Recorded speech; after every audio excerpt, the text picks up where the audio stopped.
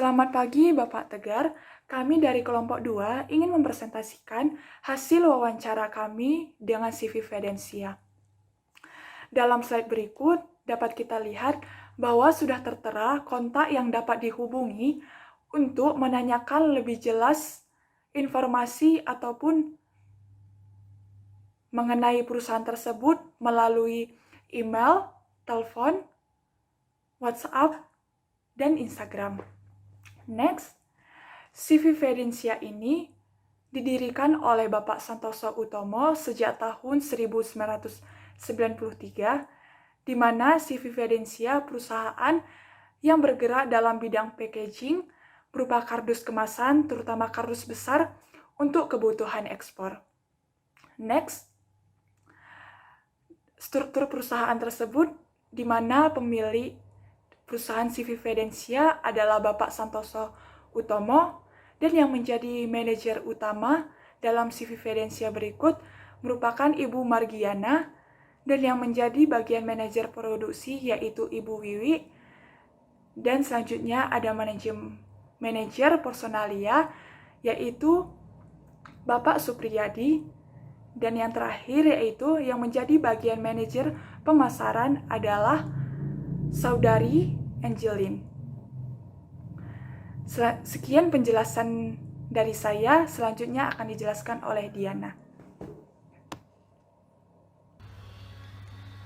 Baik, selanjutnya saya akan menjelaskan tentang profil pemilik perusahaan, di mana sudah dijelaskan sebelumnya oleh teman saya bahwa pendiri perusahaan atau CV Fidensia ini adalah Pak Santoso Utomo, yang sekaligus adalah pemilik dari CV Fidensia ini. Namun CV Fidensia ini sekarang sedang dibantu atau dikelola juga oleh anak dari Pak Santoso Utomo, yaitu Angelin Metadiana Utomo. Angelin ini itu di CV Fidensia ini menjabat sebagai manajer marketing, dan dia sudah menjabat mulai dari 2019 hingga sekarang. Oke, next di slide selanjutnya ada visi dan misi. Oke, jadi di CV Fidensia ini memiliki visi, yaitu menjadi perusahaan packaging nomor 1 khususnya di Jawa Tengah, karena kebetulan CV Fidensia ini juga berada di Jawa Tengah, dan awal terbentuknya itu mereka juga mulai menyuplainya di area Jawa Tengah. Lalu misi mereka itu ada berusaha memberi layanan dan solusi secara total, lalu memberi produk dan layanan terkini, dan berkelanjutan dengan menjamin keselamatan dan kepuasan konsumen. Lalu untuk misi yang terakhir adalah berusaha selalu menjamin hubungan baik dengan supplier maupun konsumen. Seperti itu. Next, di slide selanjutnya ada market size. Seperti yang sudah saya jelaskan di slide sebelumnya, bahwa awal mereka perusahaan ini berdiri itu mereka hanya menyuplai barang mereka di area Jawa Tengah. Namun sekarang mereka sudah mulai meluas ke seluruh penjuru Indonesia. Selanjutnya ada target karyawan. Jadi target karyawan di CV Fidensia ini adalah mengirimkan produk sebanyak 200 pieces. Lalu juga dalam 1 bulan mereka menargetkan untuk memproduksi sebanyak 5 ton. Lalu yang terakhir, target pencapaian terhadap budget yang telah ditetapkan. Sekian dari penjelasan saya, selanjutnya akan dijelaskan oleh teman saya. Baik, terima kasih. Saya akan melanjutkan presentasinya. Di sini saya akan menjelaskan mengenai produk-produk yang diproduksi oleh CV Fidensia. CV Fidensia memproduksi kardus yang digunakan untuk mengemas barang dan juga dapat digunakan sebagai kemasan makanan. CV Fidensia awalnya hanya membuat kardus berbentuk kotak dan hanya berwarna polos saja. Agar tidak kalah saing dengan perusahaan lainnya, CV Fidensia membuat beberapa variasi. Variasinya yaitu dengan memproduksi kardus dengan berbagai macam bentuk. Salah satu contohnya bisa dilihat pada gambar.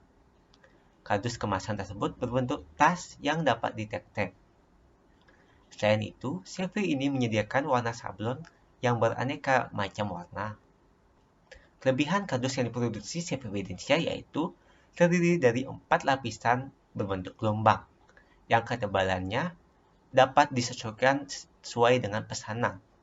CV ini memproduksi kardus jenis white craft atau kardus yang berwarna putih dengan harga yang lebih mahal, namun mempunyai daya tarik yang lebih dibandingkan dengan kardus yang biasa. Next, selanjutnya saya akan membahas mengenai masalah yang dihadapi oleh CV Fidensia. Dalam menjalankan suatu usaha atau bisnis, tentunya pemilik perusahaan menginginkan bisnisnya berjalan dengan lancar. Namun, seiring dengan perkembangan bisnis, maka akan muncul beberapa masalah yang harus dihadapi oleh perusahaan. Perusahaan harus bisa menyelesaikan masalah tersebut agar tidak menghambat jalannya perusahaan. Berdasarkan wawancara yang sudah kami lakukan bersama salah satu manajer dari CV Fidensia, kami menemukan beberapa masalah yang muncul. Masalah yang pertama yaitu para pegawai perusahaan melakukan aksi mogok kerja. Menurut kami, ada beberapa alasan yang menyebabkan karyawan melakukan mogok kerja. Salah satu alasannya, karyawan merasa gaji yang diberikan perusahaan terlalu kecil, sehingga tidak cukup untuk memenuhi kebutuhannya. Menurut teori hierarki kebutuhan Abraham Maslow, kebutuhan manusia dibagi menjadi 5 tingkatan. Untuk naik ke tingkat selanjutnya, kita harus memenuhi tingkatan kebutuhan yang sebelumnya. Tingkatan yang pertama yaitu kebutuhan fisiologis. Kebutuhan ini merupakan kebutuhan dasar yang harus dipenuhi oleh manusia. Contohnya yaitu makanan, minuman, tempat tinggal. Tanpa memenuhi kebutuhan ini, maka seseorang akan sulit untuk bertahan hidup. Oleh karena itu, perusahaan harus bernegosiasi dengan cara bekerja dan bisa menyelesaikan masalah ini. Masalah selanjutnya yaitu karyawan tidur di belakang mesin dengan alasan mati lampu, padahal karyawan tersebut mencabut kabel mesin tersebut. Solusi dari masalah tersebut yaitu dengan memberikan teguran dan juga surat peringatan. Apabila masih dilakukan masalah tersebut, manajer harus memberhentikan pegawai tersebut. Selanjutnya akan dilanjutkan oleh teman saya. Terima kasih. Baik, selanjutnya saya akan menjelaskan ke masalah yang kedua, yaitu masalah sales yang membawa kabur uang perusahaan. Ketika sales bertemu dengan customer, dan customer menyetujui untuk bekerja sama dengan perusahaan, maka customer akan memberikan sejumlah uang kepada sales. Sales setelah menerima uang dari customer harusnya memasukkan langsung ke dalam rekening perusahaan. Namun ternyata ada sales yang nakal, mereka malah membawa kabur uang yang diberikan dari customer tersebut. Dan perusahaan pun mengetahui hal tersebut. Akhirnya perusahaan memberikan solusi kepada sales tersebut. Sebelum sales tersebut dihentikan, sales tersebut harus membayar kembali atau mengembalikan uang yang telah mereka ambil. Namun perusahaan tahu bahwa sales itu tidak mampu untuk mengembalikan uang yang telah mereka ambil karena uang yang mereka ambil memiliki jumlah yang cukup besar. Sehingga solusi perusahaan yaitu sales bisa menjaminkan rumah atau sepeda motor atau barang berharga apapun yang mereka bisa jaminkan. Dan juga sales itu bekerja dalam beberapa waktu tanpa dibayar karena gaji yang harusnya sales itu terima digunakan untuk membayar uang yang telah sales itu ambil. Kemudian saya selanjutnya akan menjelaskan ke masalah yang ketiga, yaitu masalah karyawan yang meremehkan anak pemilik karena umur mereka yang terpaut jauh. Karyawan yang usianya sudah cukup tua, yang dari awal perusahaan dibentuk, dan karyawan tersebut sudah bekerja di sana, melihat perkembangan dari anak pemilik tersebut. Sehingga ketika anak pemilik tersebut di usia yang muda sekarang ini, yang akan memberikan masukan-masukan dan saran kepada karyawan agar karyawan tersebut lebih berkembang, lebih maju, dan produksi dari perusahaan tersebut lebih efisien dan efektif, mereka justru meremehkan anak pemilik tersebut tanpa mau mendengarkan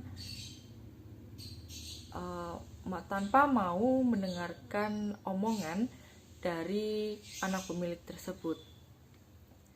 Akhirnya anak pemilik tersebut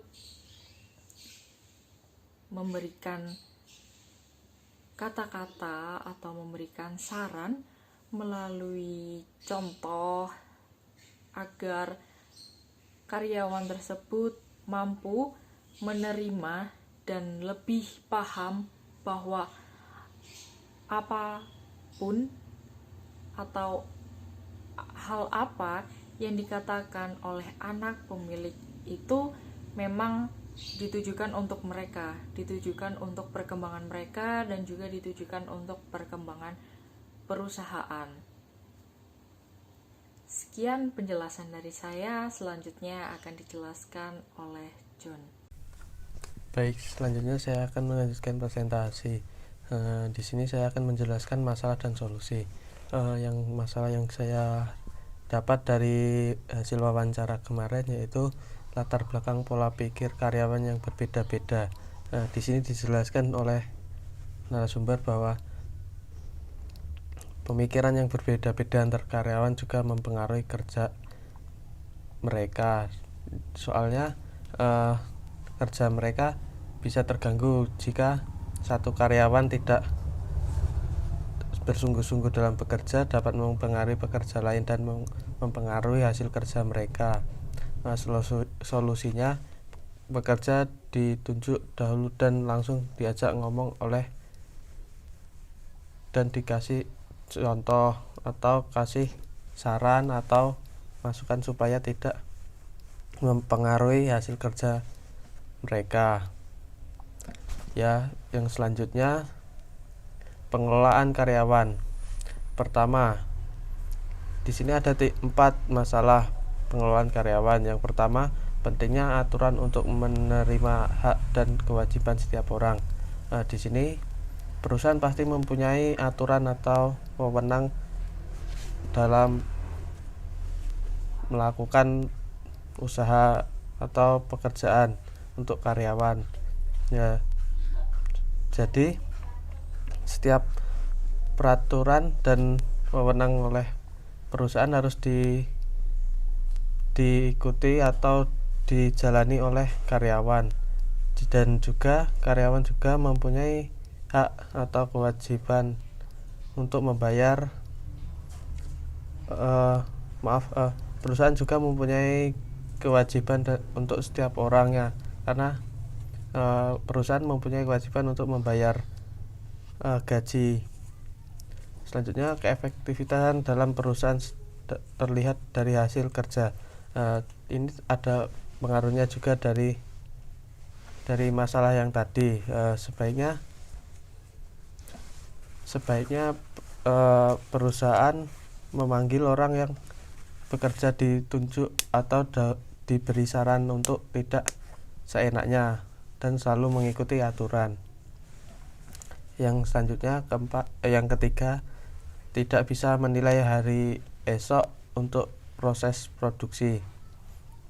Yang selanjutnya keempat, tidak membeda-bedakan jabatan antara karyawan dan atasan, karena membeda-bedakan karyawan atau atasan juga dapat berpengaruh bagi kinerja atau kemajuan perusahaan.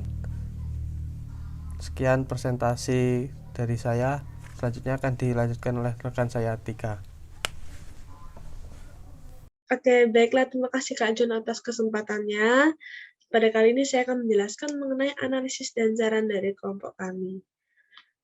Untuk itu, pertama-tama saya akan menjelaskan mengenai analisisnya terlebih dahulu. Jadi, menurut kami, masalah yang terdapat dalam CV Fidensia ini termasuk ke dalam teori personality organisasi. Kenapa? Karena seperti yang sudah kita lihat sebelumnya, masalah-masalahnya itu seperti korupsi atau bolos kerja, hal-hal seperti itu kan sebenarnya kan berasal dari dalam diri masing-masing gitu. Nah, pola perilaku manusia dalam organisasi itu kan banyak ya, beragam ya. Bagaimana tidak, dalam perekrutan suatu perusahaan pun juga pasti dilihat latar belakangnya, asalnya dari mana, sifatnya seperti apa, dan yang pasti keunikan yang dimiliki oleh masing-masing orang gitu kan. Dan yang pastinya jika mereka digabung jadi satu, itu pasti bakal beda-beda semua gitu.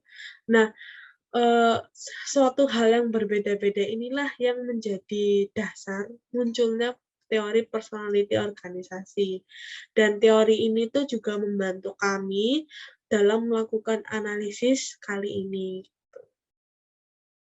Nah, jadi, sebelum kita masuk ke teori personality-nya, baiknya kita tahu ya, personality itu apa. Jadi personality menurut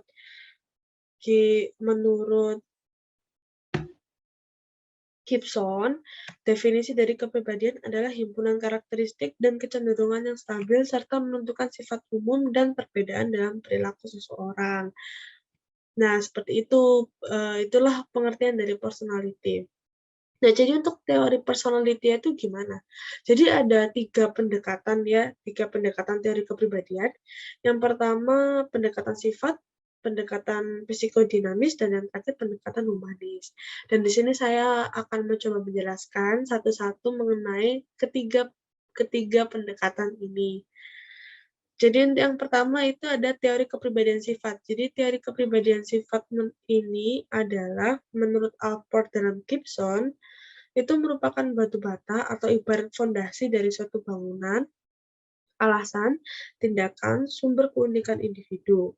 Nah, sifat itu adalah dugaan kecenderungan yang mengarahkan perilaku secara konsisten dan ciri-ciri karakteristik tertentu. Dan sifat ini tuh menghasilkan konsistensi ya pada perilaku gitu, karena kan sifat kan ada dalam diri kita dan pastinya kita lakukan secara terus-menerus sehingga menghasilkan suatu konsistensi. Nah, yang kedua itu ada teori kepribadian psikodinamis. Nah, menurut Fred, perbedaan kepribadian individu itu karena setiap orang memiliki dasar yang berbeda. Nah, di sini Fred itu juga membagi kepribadiannya menjadi 3 bagian. Yang pertama ID, yang kedua ego, dan yang terakhir superego. Jadi untuk ID ini sendiri, itu seperti, sifat bawaan ya atau naluri dalam diri kita. Ini yang menjadi dasar atau yang mendasari dari segalanya gitu. Sedangkan yang kedua ego. Jadi ego ini adalah sistem kepribadian yang bertindak sebagai pengarah individu kepada dunia objek gitu. Jadi intinya, ego ini juga memiliki fungsi yang banyak ya bagi kehidupan kita. Ego ini membantu kita dalam mengambil keputusan, bahkan juga bisa menyelesaikan masalah gitu. Contohnya nih, seperti, saya orangnya sungkanan gitu kan, biasanya sungkanan, tapi kinerja karyawan saya jelek. Kalau saya menuruti ID saya yang sungkanan, perusahaan saya akan rugi. Oleh sebab itu, ego lah yang membantu saya untuk membuat keputusan menegur karyawan saya yang kinerjanya kurang baik, begitu. Selanjutnya adalah superego. Jadi superego adalah sistem kepribadian yang berisikan nilai-nilai dan aturan yang sifatnya evaluatif, di mana nilai-nilai itu termasuk ke dalam sikap moral dan moral tersebut dibentuk oleh masyarakat. Nah, superego ini tuh sering banget bertentangan sama ID karena Mmm, ID itu ingin melakukan apa yang dirasa baik, sementara superego itu memaksa melakukan apa yang benar. Jadi kan teman-teman pasti pernah dengar istilah kan, eee, benar itu belum tentu baik, kurang lebih seperti itulah. Apa yang menurut kita benar belum tentu baik, itulah gambaran dari superego. Nah, yang terakhir adalah teori kepribadian humanistik. Jadi menurut Roger dalam Gibson, pendekatan untuk memahami kepribadian itu menekankan pada perkembangan individu dan aktualisasi diri seseorang. Pendekatan dalam memahami kepribadian adalah humanistik dan percaya bahwa yang paling dasar dari organisme manusia adalah aktualisasi diri. Jadi begitu teman-teman kurang lebih teori dari personality organisasi. Sekarang saya akan melanjutkan penjelasan mengenai yang ada di dalam PPT. Nah, di sini kepribadian sendiri itu seperti yang sudah saya bahas sebelumnya, kurang lebih ya, cara di mana seseorang individu bereaksi dan berinteraksi dengan orang lain. Karena juga cara orang berbicara, cara orang bereaksi itu tuh juga merupakan suatu kepribadian ya. Apakah saya orangnya mudah tersinggung atau tidak, gaya nada bicara saya, itu juga bisa termasuk dalam personality. Nah, dari analisis kami, hal tersebut berarti kepribadian individu membentuk dasar untuk melakukan sesuatu yang berada dalam lingkungannya. Jadi, intinya adalah kepribadianlah yang mempengaruhi individu dalam berperilaku ketika menjalankan pekerjaan. Jadi, ketika karyawan atau individu ini memiliki pribadi yang baik, pasti otomatis kinerjanya juga akan baik. Sedangkan begitu juga sebaliknya, kalau ternyata karyawannya personality-nya atau kepribadiannya kurang baik, itu pasti akan mempengaruhi kinerja karyawannya juga. Yang pasti kinerjanya juga nggak terlalu baik, bahkan buruk. Nah, selanjutnya ini ada saran. Jadi di sini kami memberikan 3 poin saran ya untuk CV ini. Yang pertama adalah meningkatkan kinerja SDM dengan cara mengerjakan sesuai dengan tugas dan tanggung jawab yang telah diberikan perusahaan serta lebih mengasah keterampilan. Jadi dalam poin ini sebenarnya tidak mudah ya bagi perusahaan karena hal ini tuh berkaitan dengan personality masing-masing seseorang tapi perusahaan tuh masih bisa melakukan beberapa upaya. Contohnya seperti melakukan training mungkin tiap setahun sekali atau beberapa event tertentu. Training ini penting ya, karena dengan training ini kita juga sebagai bentuk upaya dalam mengasah keterampilan dan mengasah diri untuk menjadi yang lebih baik. Yang kedua mungkin bisa dilakukan dengan melakukan evaluasi ya, evaluasi rutin, tapi evaluasi ini kan juga sudah dilakukan oleh CV ini. Mungkin juga yang paling bisa kita lakukan untuk saat ini itu adalah melakukan training. Sedangkan yang kedua adalah memperbarui teknologi, khususnya mesin, agar lebih efisien dalam proses produksi. Nah, ternyata tantangan dari luarnya CV ini kan adalah pendatang baru yang memiliki mesin lebih bagus, lebih efisien, lebih modern gitu. Nah, ternyata solusi dari tantangan ini yang diberikan oleh narasumber itu dengan cara berkolaborasi dengan perusahaan baru. Itu sebenarnya hal yang baik juga, namun saran dari kelompok kami juga harus upgrade juga, harus memperbarui, karena kita juga tidak bisa terus-menerus bergantung terhadap perusahaan lain. Karena menurut kelompok kami, eee, terlalu bergantung dengan perusahaan musuh atau pesaing itu juga kurang baik ya, karena bisa bisa aja kita sewaktu-waktu terjadi kecurangan atau saling menjatuhkan, itu juga bisa menjadi ancaman bagi perusahaan gitu. Dan yang terakhir adalah regenerasi karyawan. Nah, tadi kan teman-teman yang lainnya juga sudah memberikan salah satu masalahnya adalah susah diberitahu ya karyawannya karena masalah umur atau pengalaman gitu, karena atasannya lebih muda. Nah, ini juga harus perlu dilakukan oleh perusahaan CV ini karena, jika tidak dilakukan regenerasi karyawan juga hal tersebut nggak akan hilang, karena itu sudah menjadi budaya gitu. Sebenarnya regenerasi ini tuh tidak harus dilakukan oleh karyawannya, karena kan, direktur eksekutif kan juga melakukan regenerasi, jadi karyawan juga harus melakukan regenerasi. Apalagi, karyawannya, berkedok umur gitu. Jadi, harus regenerasi supaya kinerjanya juga semakin bagus, karena generasi-generasi sekarang ini kan juga lebih baik ya kan, mulai dari segi tenaga juga, pikiran juga pasti lebih baik. Baiklah, sekian dari kami kelompok 2.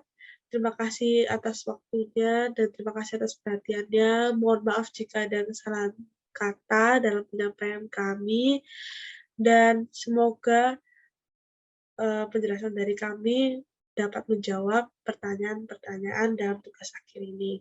Sekian dari kelompok kami, sampai ketemu di pertemuan selanjutnya. Terima kasih.